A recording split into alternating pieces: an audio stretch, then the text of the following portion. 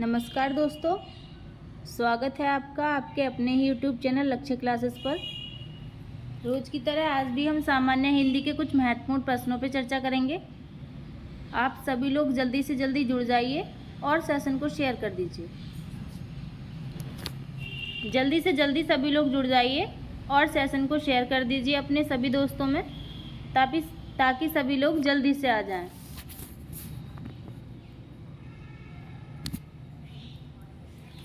देखिए, शेयर किया करो सेशन को, आपके सपोर्ट की बहुत ज़्यादा ज़रूरत है। सपोर्ट करो चैनल को ताकि थोड़ा आगे बढ़ सके, थोड़ा ग्रो कर सके चैनल। आप सपोर्ट नहीं करेंगे तो कैसे होगा? आप चाहें तो कुछ भी हो सकता है। चलिए विचार ले लेते हैं आज का। आज का विचार है, जीत और हार आपकी सोच पर निर्भर करती है।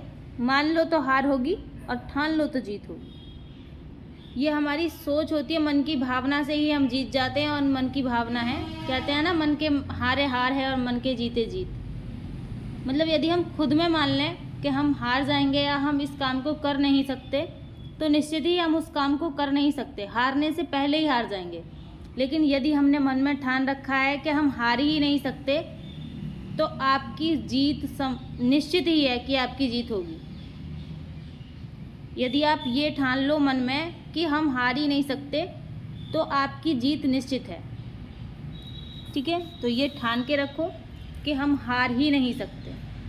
ठीक है, जीत आपको ज़रूर मिलेगी। चलिए शेयर कर दीजिए सेशन को, एक बार फिर से जोरदार तरीके से शेयर कर दीजिए भाई। चलिए प्रश्न ले लेते हैं। निम्नलिखित में से रात्रि का पर्यायवाची नहीं है।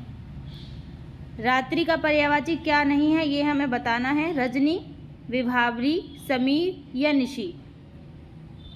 रात्रि का पर्यायवाची नहीं है पूछा है। जल्दी से कमेंट बॉक्स में आंसर दीजिएगा। प्रश्न बहुत अच्छा है। रजनी नहीं है, विभावरी नहीं है, समीर नहीं है, निशी नहीं है।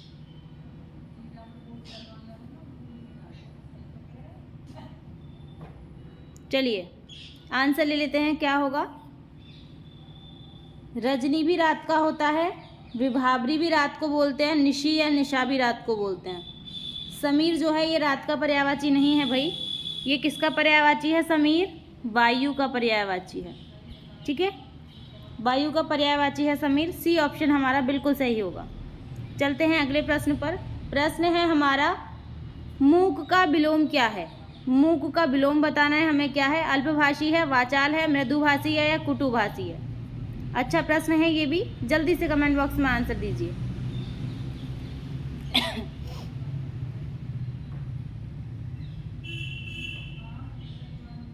जल्दी से आंसर दीजिएगा, बहुत ही अच्छा प्रश्न है। मूक का विलोम बताना है हमें, क्या होगा? चलिए आंसर ले लेते हैं, क्या होगा। अल्पभाषी नहीं होगा, मृदुभाषी नहीं होगा, कटुभाषी नहीं होगा। बी ऑप्शन हमारा सही होगा। मूक का विलोम क्या होता है? वाचाल होता है। मूक का मतलब होता है जो कम बोलता हो, जो ना बोलता हो। वाचाल का मतलब है बहुत ज़्यादा बोलता हो। ठीक है, मूक चुप रहने वाले को कहते हैं। अल्पभाषी, अल्पभाषी कहते हैं भाई किसको? कम बोलने वाले को। लेकिन बहुभाषी कहते हैं बहुत बोलने वाले को। इसका पर्यायवाची बहुभाषी होगा अल्पभाषी का। ठीक है, मृदुभाषी का कटुभाषी होगा। मृदुभाषी किसे कहते हैं? जो मीठी वाणी बोलता है। और कटुभाषी उसे कहते हैं जो कठोर वचन बोलता है। ठीक है, चलते हैं अगले प्रश्न पर। ऐसी वाणी बोलिए मन का आपा खोए, और इनको शीतल करे आपहु शीतल होए। तो वाणी कटु मत बोलिएगा भाई, किसी को भी मृदु वाणी बोलिएगा। प्रश्न है हमारा, निम्नलिखित में से कौन सा वाक्य शुद्ध है? शुद्ध वाक्य हमें बताना है कौन सा है। यह व्यर्थ बात करने से कोई लाभ नहीं है। संपूर्ण देश भर में निराशा छा गई। भाई ने भाई के साथ सलाह की। कृपया प्रश्नोत्तर शीघ्र दें। कौन सा सही है ये हमें बताना है। जल्दी से कमेंट बॉक्स में आंसर दीजिएगा। प्रश्न ये भी बहुत अच्छा है।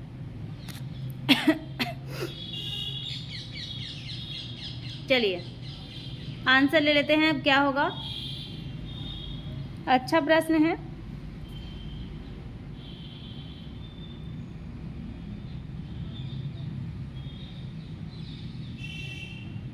चलिए, व्यर्थ की बात करने से कोई लाभ नहीं है, ये गलत है। गलत कैसे है ये देख लेंगे। पहली बात तो यहाँ पे यह नहीं लगेगा, यह का कोई मतलब नहीं निकल रहा है। यहाँ पे क्या होना चाहिए, व्यर्थ की, यहाँ पे क्या होना चाहिए, की होना चाहिए। व्यर्थ की बात करने से कोई लाभ नहीं है, ठीक है, ये होना चाहिए, ये सही है। व्यर्थ की बात करने से कोई लाभ नहीं है। संपूर्ण देश भर में निराशा छा गई, ये भी गलत है। कैसे गलत है, जब देश लगा हुआ है, देश पूरे देश को ही कहते हैं भाई, फिर भर और संपूर्ण लगने का कोई अर्थ नहीं है। क्या होना चाहिए, देश में निराशा छा गई, ठीक है।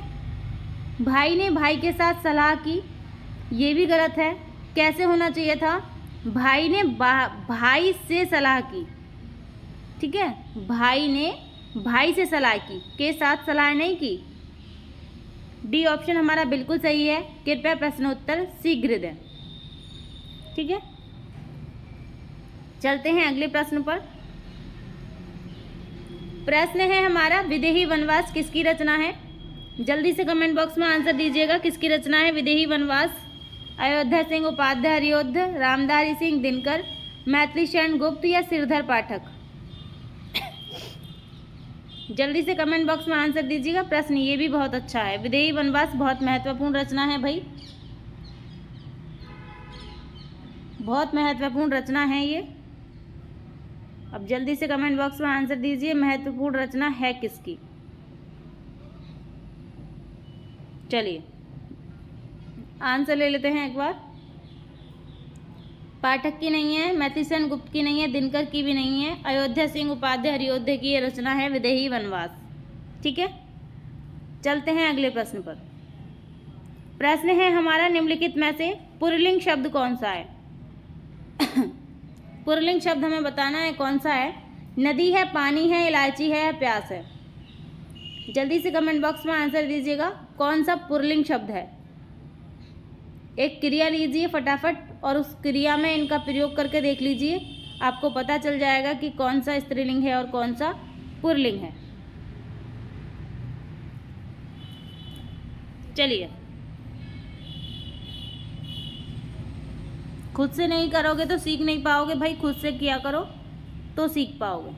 चलिए, नदी क्या होती है, बहता है या बहती है। नदी बहती है, बहता नहीं है। पानी क्या होता है, पानी पिया जाता है भाई, ठीक है, पानी पिया जाता है, पी नहीं जाती।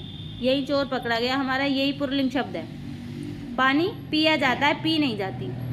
इलायची क्या होती है, खाई जाती है, स्त्रीलिंग है। प्यास लगती है, स्त्रीलिंग है। पानी हमारा पिया जाता है, ये पुल्लिंग है, ठीक है। चलते हैं अगले प्रश्न पर। प्रश्न है हमारा, कौन सा शब्द क्रिया विशेषण है। क्रिया विशेषण हमें बताना है, इनमें कौन सा है। बहुत ही अच्छा प्रश्न है, जल्दी से कमेंट बॉक्स में आंसर दीजिए, कौन सा क्रिया विशेषण है। जो क्रिया की विशेषता बताते हैं वो क्रिया विशेषण होते हैं, याद रखिएगा। लेकिन जो संज्ञा सर्वनाम की विशेषता बताते हैं वो विशेषण होते हैं। सूर्य उदय है,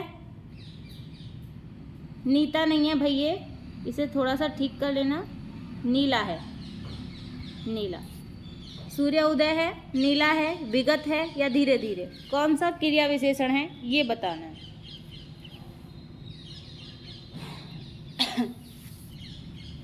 क्रिया विशेषण हमें छांट के बताना है कौन सा है। चलिए आंसर ले लेते हैं, क्या होगा।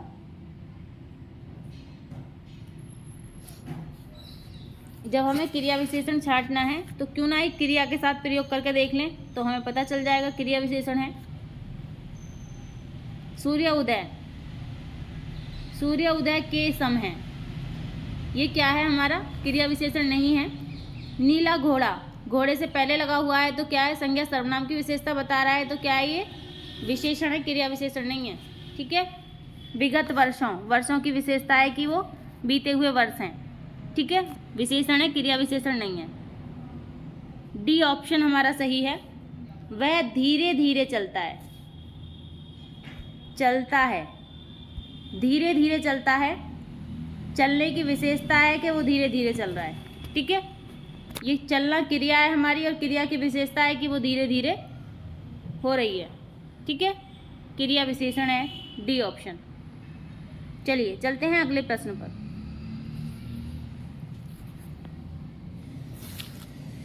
प्रश्न है हमारा यथावार का विलोम शब्द है। यथावार का विलोम शब्द क्या है ये हमें बताना है। भाई शब्द स्थावार है, स्थावार का विलोम शब्द बताना है हमें।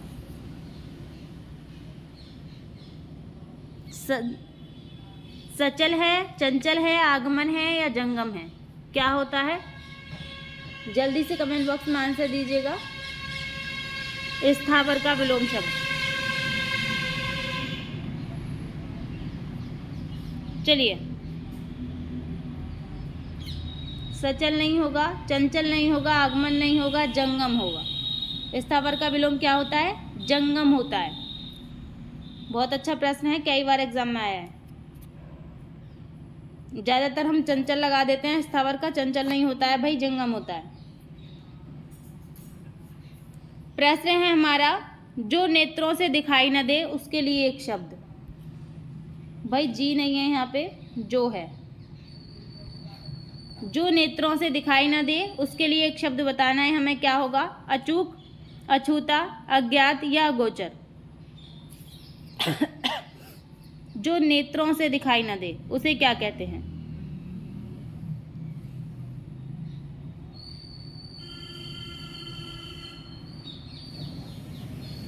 चलिए आंसर ले लेते हैं। बहुत ही अच्छा प्रश्न है ये। जो नेत्रों से दिखाई न दे उसे क्या कहते हैं? पहले वाले ऑप्शन से ही शुरू कर लेते हैं। अचूक किसे कहते हैं? जो खाली न जाए उसे अचूक कहते हैं। कहते हैं ना मेरा वार अचूक नहीं जाता, मतलब खाली नहीं जाता, मेरा वार नहीं चूकता, तो उसे कहते हैं खाली नहीं जाता। ठीक है। अछूता किसे कहते हैं? जो छुआ न गया हो उसे अछूता कहते हैं। अज्ञात किसे कहते हैं? जो ना जाना गया हो उसे अज्ञात कहते हैं। डी ऑप्शन हमारा यहाँ सही है बिल्कुल। जो नेत्रों से दिखाई न दे उसे अगोचर कहते हैं। ठीक है। अगोचर किसको कहते हैं वैसे? अगोचर शब्द बहुव्रीहि समास में आता है। भगवान को कहते हैं अगोचर, जो दिखाई न दे। भगवान कभी दिखाई देते हैं क्या किसी को? नहीं देते। फिल्मों में रोल कर लिया है, रामायण में जिन लोगों ने रोल कर लिया है पब्लिक उन्हें ही भगवान का रूप दे के पूज रही है। वो भगवान नहीं है भाई। उन्होंने तो रामायण में रोल किया है, राम का, सीता का रोल किया है उन्होंने, तो वो भगवान नहीं है। कृष्ण लीला में जिसने कृष्ण का रोल किया है पब्लिक उन्हें भगवान बना के पूज रही है। भाई रोल किया है उन्होंने, वो भगवान नहीं है, क्योंकि भगवान को अपने नेत्रों से देखा नहीं है। ठीक है। उनकी छवि को आप इन नेत्रों से देख भी नहीं सकते। ठीक है। चलिए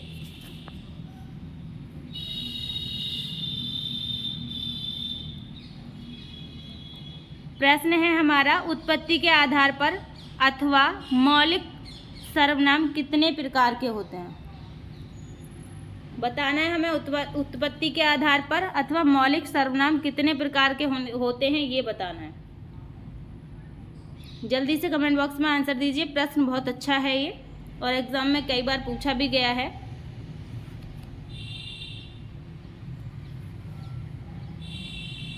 उत्पत्ति के आधार पर अथवा मौलिक सर्वनाम कितने होते हैं? 4 होते हैं, 5 होते हैं, 6 होते हैं, 11 होते हैं।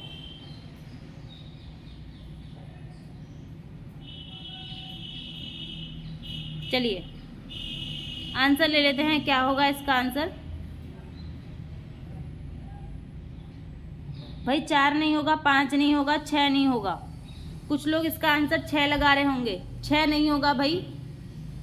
मौलिक सर्वनाम 6 नहीं होते हैं, सर्वनाम के भेद 6 होते हैं। ठीक है। सर्वनाम के जो भेद होते हैं ये 6 होते हैं। कौन कौन से होते हैं? पुरुषवाचक, निजवाचक, प्रश्नवाचक, अनिश्चितवाचक, संबंधवाचक, निश्चितवाचक। ये सर्वनाम के भेद होते हैं 6। डी ऑप्शन हमारा सही है। मौलिक सर्वनाम हमारे 11 होते हैं। 11 है। लिख लो, मैं बता रही हूँ कौन कौन से 11 होते हैं। मैं होता है, रुक जाओ एक बार इसे इरेजर कर लेती हूँ। 11 होते हैं कौन कौन से? मैं होता है, तू होता है, आप होता है, ठीक है, यह होता है, वह होता है, कोई होता है, कुछ, कौन, क्या, जो और सो।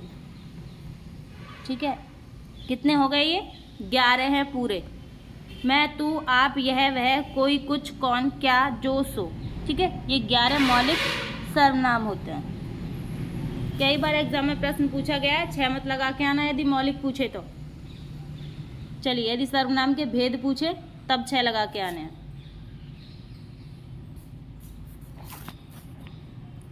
प्रश्न है हमारा, बोलने वाले के लिए जिन सर्वनामों का प्रयोग होता है उन्हें क्या कहते हैं? बोलने वाले के लिए जिन सर्वनामों का प्रयोग होता है उन्हें क्या कहते हैं, ये हमें बताना है। जल्दी से कमेंट बॉक्स में आंसर दीजिएगा, क्या कहते हैं उन सर्वनामों को जो बोलने वाले के लिए प्रयोग में आते हैं। उत्तम पुरुष, मध्यम पुरुष या अन्य पुरुष, या उपरोक्त में से कोई नहीं।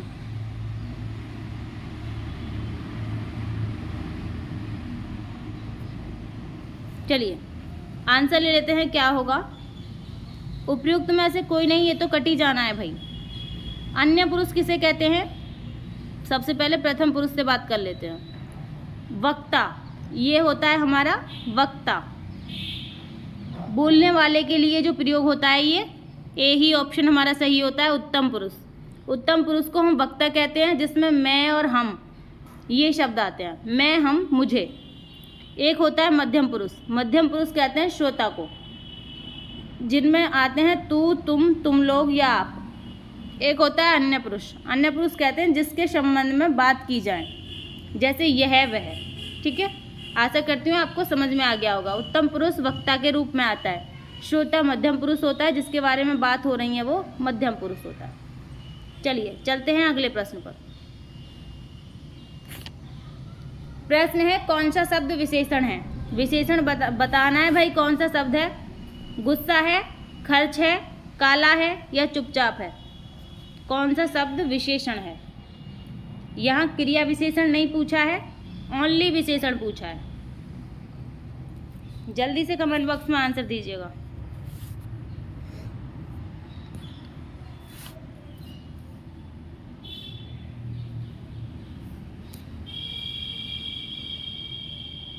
चलिए आंसर ले लेते हैं।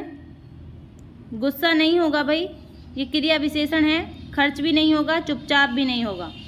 काला जो है ये विशेषण होगा। कैसे होगा? ये क्रिया और ये संज्ञा और सर्वनाम की विशेषता बताता है।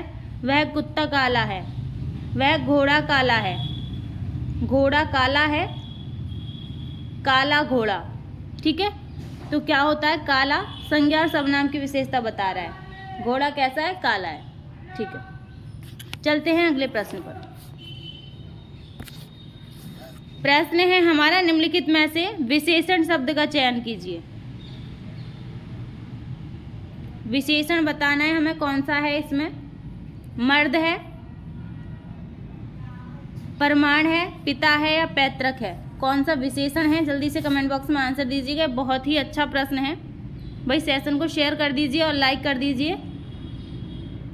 ऐसे काम नहीं चलेगा, आपके सपोर्ट की बहुत ज़्यादा ज़रूरत है। आपको सपोर्ट करना चाहिए। आप ही सपोर्ट नहीं करोगे तो बताओ कौन सपोर्ट करेगा? सपोर्ट कीजिएगा चैनल को अच्छी तरह से और ज़ोरदार तरीके से शेयर भी कीजिएगा। चलिए सभी लोग शेयर कर दीजिए ज़ोरदार तरीके से। एक बार आंसर ले लेते हैं फिर। विशेषण पूछा है हमसे। मर्द विशेषण नहीं होता, प्रमाण विशेषण नहीं होता, पिता विशेषण नहीं होता, पैतृक हमारा विशेषण होता है। कैसे होता है? पैतृक गांव, गांव की विशेषता है कि वो पैतृक है। पैतृक कहते हैं, किसको कहते हैं पैतृक? पिता के गांव को।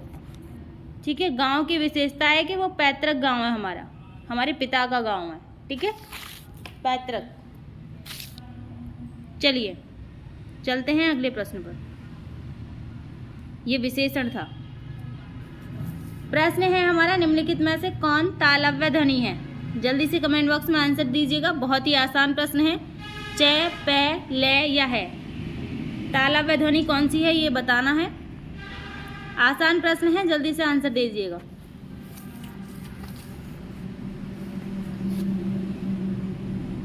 इसमें टाइम लगना ही नहीं चाहिए बिल्कुल भी। है नहीं होगा, ले नहीं होगा, पै नहीं होगा, च छ छ, च छ ज झ, ये तालव्य ध्वनि होते हैं। ठीक है, चलते हैं अगले प्रश्न पर।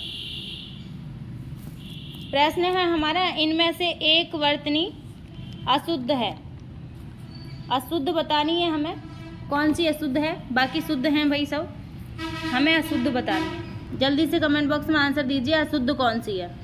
द्वारिका, अहिल्या, आर्द्र या प्रवज्या, क्या अशुद्ध है।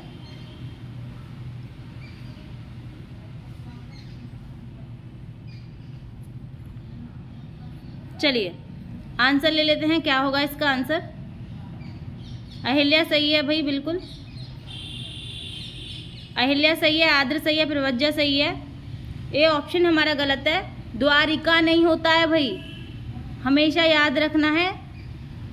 द्वार का होता है, द्वार का होता है, द्वारिका नहीं होता। ठीक है, याद रखना है, ये बहुत ज़्यादा गलत होता है। ये द्वारिका नहीं होता भाई, द्वार का होता है। ठीक है, याद रखना है आपको। ये ऑप्शन हमारा शुद्ध है यहाँ पे। प्रश्न है हमारा, यण संधि का संबंध किस संधि विशेष से है। बहुत ही आसान और बहुत ही अच्छा प्रश्न है, लेकिन एग्जाम में पूछा जाता है ऐसा प्रश्न। यण संधि का संबंध किस संधि विशेष से है। व्यंजन संधि, विसर्ग संधि, स्वर संधि या दीर्घ संधि। जल्दी से कमेंट बॉक्स में आंसर दीजिएगा। चलिए, अच्छा प्रश्न है, आंसर बता देते हैं क्या होगा। व्यंजन संधि नहीं होगा, विसर्ग संधि नहीं होगा, स्वर संधि होगा। दीर्घ संधि तो स्वर संधि का ही रूप है, ये कैसे हो सकता है। तो स्वर संधि होगा। यण संधि का संबंध किससे है, स्वर संधि से है। स्वर संधि के 5 भेद होते हैं। दीर्घ स्वर संधि, गुण स्वर संधि, वृद्धि स्वर संधि, यण स्वर संधि, अयादि स्वर संधि। ठीक है, 5 भेद होते हैं, वो मैंने आपको बता दिए हैं। स्वर संधि के अंतर्गत आती है यण संधि। ठीक है, चलते हैं अगले प्रश्न पर। प्रश्न है हमारा, निम्नलिखित में से कौन सा शब्द पुल्लिंग है। पुल्लिंग शब्द हमें बताना है कौन सा है। आय है, वह है, नहर है या लहर है। पुल्लिंग शब्द कौन सा है, जल्दी से कमेंट बॉक्स में आंसर दीजिएगा।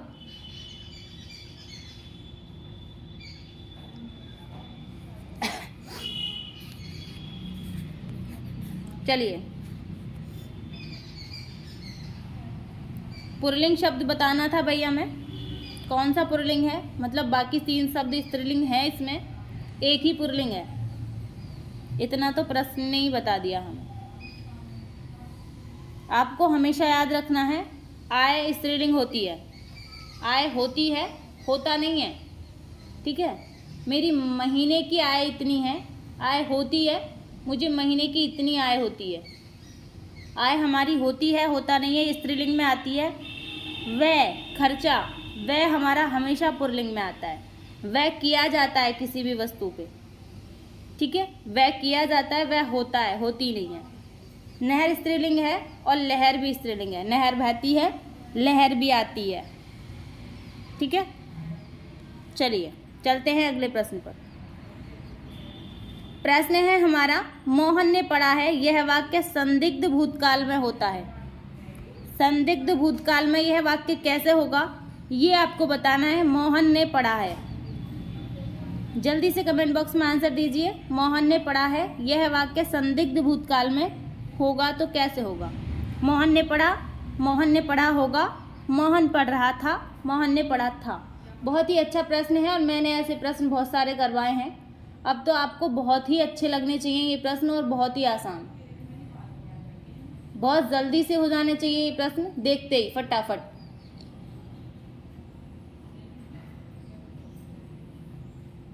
ठीक है, चलिए आंसर ले लेते हैं। अब क्या होगा? बी नहीं होगा भाई, मोहन ने पढ़ा, ये तो हमें क्वेश्चन में ही दे रखा है, ये सामान्य भूत होगा। मोहन ने पढ़ा होगा, बी ऑप्शन हमारा सही है। होगा संदिग्ध है भाई, पता नहीं है पढ़ा भी है या नहीं पढ़ा है, पढ़ा होगा। ठीक है, यही आंसर मिल गया है हमारा, ये आसन है और ये हमारा पूर्ण भूत है। चलते हैं अगले प्रश्न पर। संदिग्ध काल में क्या होता है? संदिग्ध भूतकाल में यह संदेह बना रहता है कि भूतकाल में कार्य पूरा हुआ भी है या नहीं। जैसे मोहन पढ़ा होगा, हमें पता नहीं है पढ़ा भी है या नहीं। प्रश्न है हमारा, पराधीन शब्द में कौन सा उपसर्ग है? पर उपसर्ग है, प्रा उपसर्ग है, परा उपसर्ग है या इनमें से कोई नहीं? जल्दी से कमेंट बॉक्स में आंसर दीजिएगा। बहुत ही अच्छा प्रश्न है, वन रक्षक परीक्षा में पूछा गया प्रश्न है ये।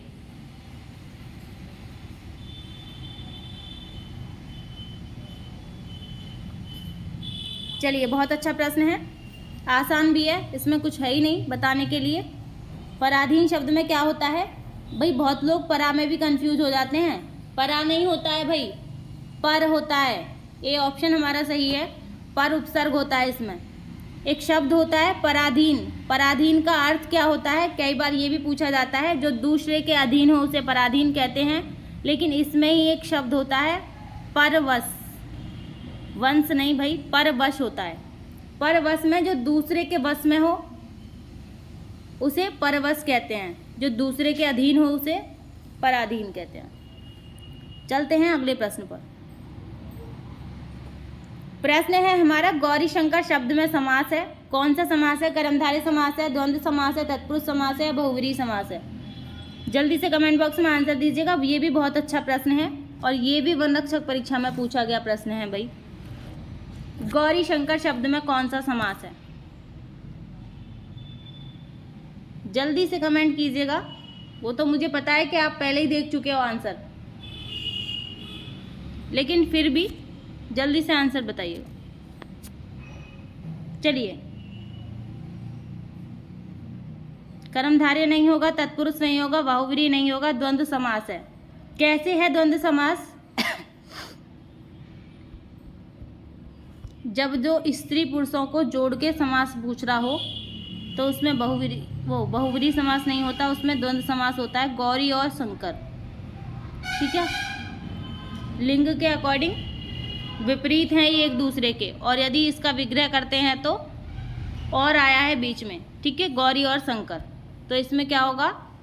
द्वंद्व समास होगा भाई, ठीक है, गौरी और शंकर में द्वंद्व समास होगा। चलते हैं अगले प्रश्न पर।